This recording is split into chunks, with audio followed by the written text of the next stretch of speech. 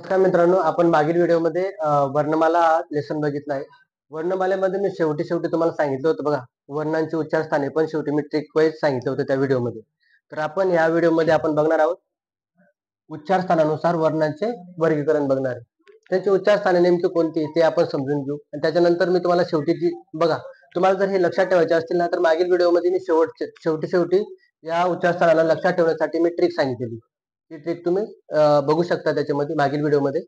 आणि आपण मराठी व्याकरणाचं जे सेशन चालू आहे त्याला आपण कंटिन्यू करूया. ठीक आहे. बघा मग मराठी व्याकरणामध्ये उच्चार स्थानानुसार वर्णाचे वर्गीकरण कसे आहे? तर त्याचे वर्गीकरण चार भागामध्ये केलेले आहे.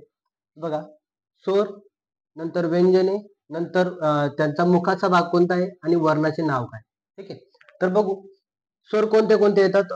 पहिले आपण नाही का त्याच्यामध्ये बघू मुखाचा भाग कंठ. कोणता भाग बघणार आहे? कंठ. याच्यामध्ये बघा कंठ जो काही मुखाचा भाग आहे त्याच्यामध्ये येणारे व्यंजने कोणते कोणते? क, ख, ग, घ, ड आणि ह. ही जी काय आहेत व्यंजने, ही व्यंजने कशामध्ये येतात? तर कंठेमध्ये येतात. आणि वर्णाचे नाव आपण जर उच्चारस्थानानुसार विचारलं तुम्हाला तर त्याच्यामध्ये वर्णाचे नाव काय राहील? तर कंठ राहील. काय राहणार? कंठ. आणि त्याच्यामध्ये येणारे स्वर कोणते रे? अ आणि आ. कोणते कोणते? अ आणि आ. त्याच्यानंतर आपण बघायचं याच्यामध्ये स्वर कोणते? ई आणि इडली मुवाला ई. त्याच्यामध्ये कोणते कोणते व्यंजन येतील? च, छ, ज, झ, नंतर दुसरा त्र, य आणि श. याच्यामध्ये मुखाचा भाग कोणता आहे आपला? तालु. मुखाचा भाग कोणता आहे? तालु. आणि त्याच्यामध्ये वर्णाचे नाव काय राहणार आहे? तालव्य. काय राहतील? तालव्य. तालव्य वर्ण राहतील. हे सगळे जे राहतील ना ते काय राहतील? तालव्य वर्ण. त्याच्यामध्ये मी तुम्हाला स्वर पण सांगितले. त्याच्यामध्ये स्वर कोणते येणार, व्यंजने कोणते येणार, नंतर मुखाचा भाग कोणता आणि त्यांचे वर्णाचे नाव काय राहणार. तर मग कंठ वर्ण कोणते असतील? अ, आ, क, ख, ग, घ, ड आणि ह. हे काय असतील? कंठ. ठीक आहे. मुखाचा भाग कोणता आहे? कंठ. त्याच्यानंतर ई, ई. त्याच्यामध्ये कोणते कोणते येत आहेत? च, छ, ज, झ, नंतर पुष्पलत्र, य आणि श.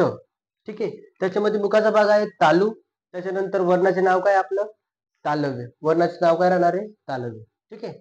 त्याच्यानंतर ऋषीचा ऋ हा स्वरामध्ये येतोय. ऋषीचा ऋ कशामध्ये येतोय? स्वरामध्ये येतोय. ठीक आहे. आणि मग त्याच्यामध्ये व्यंजने कोणती येत आहेत रे? ट, ठ, ड, ढ, न, र आणि श, ळ. ठीक आहे. तर आपल्याला नाही का जसे की आपण जेव्हा वर्ण बघत असतो ना आपल्याला कसं माहित राहतं? क, ख, ग, घ इतकं पाठ राहतं. त्याच्यानंतर ट, ठ, ड, ढ असं म्हणतो. पण त्याच्या पुढची वर्णाचं कसं लक्षात ठेवणार? तर याच्यामध्ये बघा रे, याच्यामध्ये बघा एक नंतर पुढचा जर सोडला तर याच्यामध्ये यश नाव लक्षात ठेवा शेवटी. च, छ च्या लाईन मध्ये काय नाव लक्षात ठेवणार? यश. ठीक आहे. त्याच्यानंतर रुच्या जी काही लाईन आहे आपली ट, ठ, ड ची लाईन त्याच्यामध्ये रसळ लक्षात ठेवा. काय लक्षात ठेवणार? रसळ. रसळ हा शब्द लक्षात ठेवणार. त्या शब्दामध्ये रसळ जो काय आहे याच्यामध्ये आपल्याला हे माहिती आहे आपल्याला ट, ठ, ड, ढ, न. मग त्याच्या पुढे काय जोडणार? रसळ जोडणार. काय जोडणार? रसळ. ठीक आहे. आणि मुखाचा भाग कोणता आहे त्याचा? मृधा. कोणता मुखाचा भाग आहे? मृदा. आणि त्या वर्णांना आपण काय म्हणणार आहे? मूर्धन्य वर्ण. कोणते म्हणणार आहे? मूर्धन्य वर्ण म्हणणार आहे त्यांना. ठीक आहे. त्याच्यानंतर येतो लू. लू हा काय आहे? स्वर. ठीक आहे. आणि व्यंजन कोणते कोणते? त, थ, द, ध, न आणि ल आणि स. ठीक आहे. याच्यामध्ये नाही का काय बघा त, थ, द, ध, न असं म्हणता येईल आपल्याला. आणि शेवटी लक्षात ठेवण्यासाठी याला लस म्हणून लक्षात ठेवा. लस. ठीक आहे. लस हे नाव लक्षात ठेवा. वरच्या याच्यामध्ये मी काय सांगितलं? यश. याच्यामध्ये रसळ. याच्यामध्ये लस. या दोघांना लक्षात ठेवण्यासाठी आपल्याला हे इकडचे तर माहिती कोणते कोणते? क, ख, ग, घ, च, छ, ज, झ, ट, ठ, ड, ढ, न, नंतर त, थ, द, ध, न, प, फ, ब, भ, म हे माहिती आहे आपल्याला. पण हे शेवटी जे जोडले जात आहेत ना तर हे लक्षात ठेवणं गरजेचं आहे. ठीक आहे.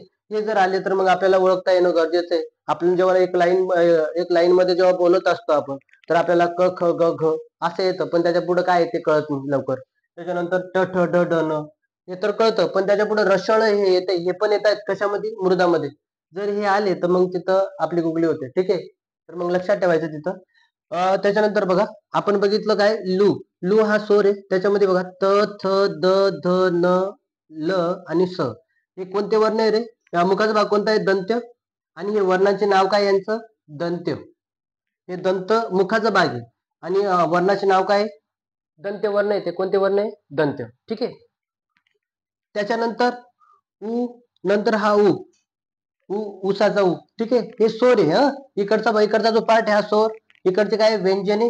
आणि त्यांचा मुखाचा भाग कोणत्या मुखाच्या भागातून आपण बोलतो त्यांचा उच्चार करतो तो मुखाचा भाग. आणि त्या वर्णांना दिलेलं नाव काय? मग कोणते उ आणि ऊ घेतला आपण, हे काय स्वर आहे. त्याच्यानंतर व्यंजने कोणते कोणते येतात, प फ ब भ म ही व्यंजने आहेत.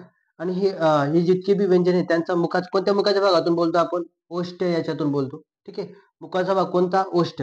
आणि त्या वर्णांना दिलेले नाव काय, औष्ठ. काय म्हणणार त्याला, औष्ठ म्हणणार त्यांना. काय म्हणणार, औष्ठ. ठीक आहे. त्याच्यानंतर येतं ए ऐ. याच्यामध्ये कोणतीच व्यंजने नाही. ए ऐ हे कोणत्या मुखाच्या भागातून बोलले जातात, कंठ प्लस तालू. कंठ प्लस तालू याच्यातून बोललं जातं. आणि त्याला त्या वर्णाला नाव काय दिलेले, हे जे स्वर आहेत ए आई यांना नाव काय दिलेले त्यांनी, कंठ प्लस कंठ तालव्य म्हणणार त्याला. काय म्हणणार, कंठ तालव्य. ठीक आहे. बघा ए ऐ हे स्वर येतं, पण त्यांच्या पुढे कोणतेच व्यंजने आहेत का, नाहीत. व्यंजने नाहीत. त्याच्यामध्ये ए ऐ यांना काय म्हणणार, कंठमुखाच्या भागातून बोललं जातं, कंठ प्लस तालू याच्यातून बोलले जातं ते. आणि त्यांना व त्या वर्णाला नाव काय दिले त्या स्वरांना, कंठ तालव्य. काय म्हणतात त्याला, कंठ तालव्य. ठीक आहे. त्याच्यानंतर येतात ओ औ. ओ औ हे जे काही स्वर आहेत, या स्वरांना कोणत्या मुखाच्या भागातून बोललं जातं, कंठ प्लस ओष्ठ. कंठ प्लस ओष्ठ या मुखाच्या भागातून बोललं जातं यांना. ठीक आहे. कंठ प्लस ओष्ठ या मुखाच्या भागातून बोललं जातंय. आणि त्या वर्णाचं नाव काय दिलेलं आहे, कंठोष्ठ. काय नाव दिलेलं आहे, कंठोष्ठ. ठीक आहे. त्याच्यानंतर येतो व. बघा हा व एक व्यंजन आहे, स्वतंत्र एक व्यंजन दिलेलं आहे बघा, स्पेशली उच्चार स्थानामध्ये व एक व्यंजन आहे. आणि त्याला कोणत्या मुखाच्या भागातून बोललं जातं, तर दंत प्लस ओष्ठ या मुखाच्या भागातून बोललं जातं.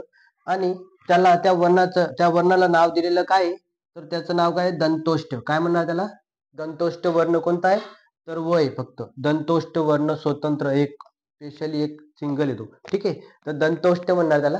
ठीक आहे. त्याच्यानंतर दुसरी खालची व्यंजने बघा कोणती कोणती, च छ ज झ यांना काय म्हणतात, दंत. या कोणत्या मुखाच्या भागातून बोलले जातात, ते दंत प्लस तालू ह्या मुखाच्या भागातून बोललं जातं. आणि यांना दंत तालव्य असं नाव दिलेलं आहे. दंत तालव्य आणि तालव्य याच्यावर जास्त फोकस करतात एक्झामिनर. ठीक आहे. दंत तालव्य आणि तालव्य यांच्यामध्ये दंत तालव्य जे ना, याला वर्ष ध्वनी पण म्हणतात. वच्छ ध्वनी पण म्हणतात दंत तालव्यांना. ठीक आहे. च छ ज झ लक्षात ठेवणार, च छ ज झ. बघा याच्यामध्ये तालव्यामध्ये काय ट्रिक सांगतो मी तुम्हाला, च छ. मी तुम्हाला नाही का याची ट्रिक नाही का, स्पेशली मी नवीन जे पुढचा लेसन केला त्याच्यामध्ये याची ट्रिक वाईज पूर्ण कसं लक्षात ठेवायचं ते मी सांगतो तुम्हाला. स्पेशली तुम्हाला हे कळणं गरजेचं आहे की कोणते वर्ण कोणत्या मुखाच्या भागातून बोलले जातात आणि कोणत्या वर्णाला त्या वर्णाचे नाव काय हे माहिती असणं गरजेचं आहे. आणि याच्यामध्ये मी मागील व्हिडिओमध्ये तुम्हाला सांगितलंय, त्याच्यामध्ये मी हाताचा जो पंजा आहे त्याच्यामध्ये सांगितलंय की कंठ तालु मूर्धा दंत्यवष्ट. ही कंठ तालु मूर्धा दंत्यवष्ट जे हे लक्षात ठेवण्यासाठी आपण हाताच्या पंजावर आपण लक्षात ठेवू शकतो त्याला. ठीक आहे. मागील व्हिडिओ आवर्जून बघा, शेवटी शेवटी मी त्याची ट्रिक सांगितलेली या उच्चार स्थानानुसार कसं लक्षात ठेवायचं. सोबतच मी याच्यामध्ये जे काही आता पुढचं जे काही लेसन घेईल मी त्या लेसन मध्ये दंत तालव्य नंतर तालव्य हे कसं लक्षात ठेवायचं याबद्दल मी ट्रिक बनवून टाकतो, म्हणजे तुम्हाला लक्षात राहील. ठीक आहे. आणि बाकीचे जे काही असतील कशा प्रकारे तुम्ही लक्षात ठेवू शकतात त्याची ट्रिक मी पुढच्या व्हिडिओमध्ये तुम्हाला टाकतो. ठीक आहे. तुम्हाला व्हिडिओ जर आवडला असेल मित्रांनो तर आपल्या चॅनलला सबस्क्राईब करून घ्या आणि पुढील लेसन रेग्युलरली पाहत चला.